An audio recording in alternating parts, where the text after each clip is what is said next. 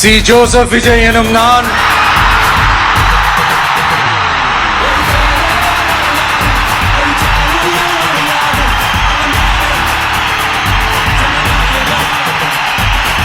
சட்டப்படி அமைக்கப்பெற்ற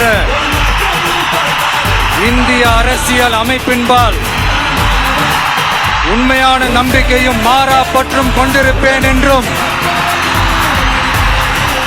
இந்திய நாட்டின் ஒப்பில்லாத முழு முதல் ஆட்சியையும் ஒருமையையும் நிலை நிறுத்துவேன் என்றும்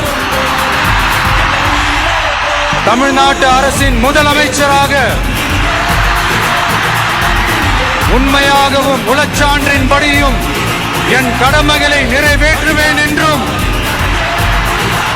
அரசியல் அமைப்பிற்கும் சட்டத்திற்கும் இணங்க அச்சமும் ஒருதலை சார்பும் இன்றி விருப்பு வெறுப்பை விலக்கி பலதரப்பட்ட மக்கள் அனைவருக்கும் நேர்மையானதை செய்வேன் என்றும் ஆண்டவன் மீது ஆணையிட்டு உறுதிமொழிகிறேன்.